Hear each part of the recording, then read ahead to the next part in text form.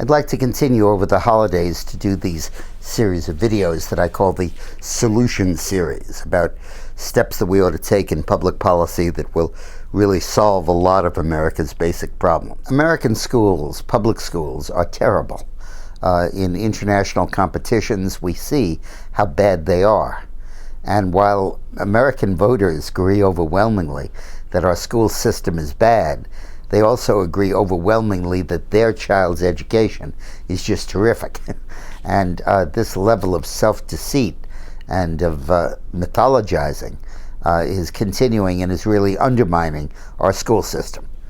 Now, with Republican Congresses and Republican Donald Trump and Republican Secretary of Education Betsy DeVos, we have a real opportunity to change this.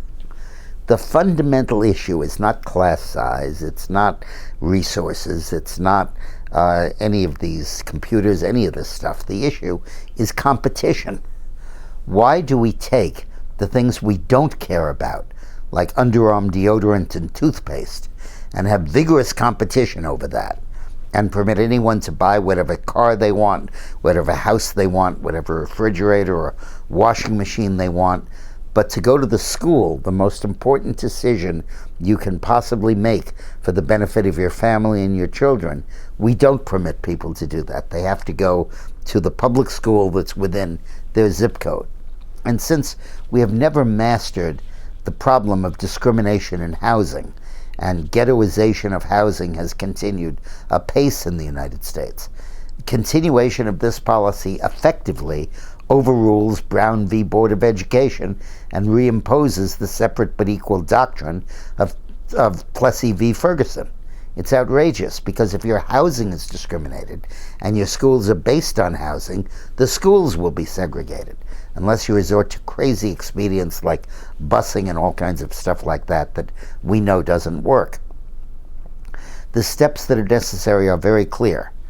Number one, any child should be able to go to any public school within his taxing jurisdiction. Secondly, every child that wishes to, whose parents wish to go outside of the public school system into charter, private, church, or parochial schools should be allowed to do that.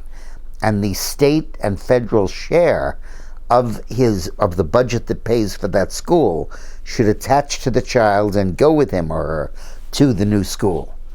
Indiana has now implemented this on a statewide basis, and in a few years it'll be in all of the state. It's now in much of the state, so that the average student in Indiana costs about $12,000 a year for tuition, and about $7,000 or $8,000 of that is the state share. And if the parents want to take their child out of a public school and send him to any other school that's accredited, the state $7,000 or $8,000 will follow the child and go to the school that he elects to attend. Ultimately, what happens to the other schools? Well, they become empty.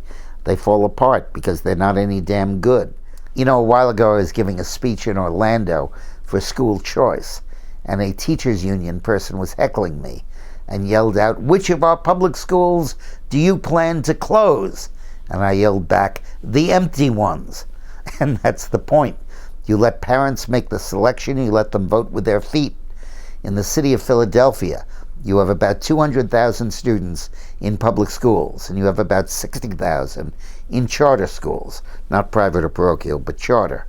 And there's a waiting list of 30,000 more students that want to transfer into the charter school system. Now, the liberals are always trying to pretend that this is a state and local issue, and it's about time we overcame that. The U.S. Department of Education should issue a regulation saying that any jurisdiction that does not provide for free choice with public education and file a plan for a voucher system to send children to private or church schools if their parents wish it, will no longer receive federal aid. Period. Force it on the states. Make us create a competitive environment. Why are America's colleges so good, even state universities, and high schools so bad? Because colleges draw across state lines. People go to all kinds of different schools, and every school is competing with every other school for entrance and for good people. With high schools, there's no competition. You just go to the school that you're sent to. And what do you do with teachers that are consistently underperforming? You fire them.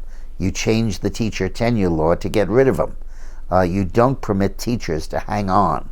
You decide that fundamentally what we're going to do is run the schools for the benefit of the students, not for the benefit of the teachers and the unions. This is a unique opportunity, and God, I hope we seize it. Thanks for watching.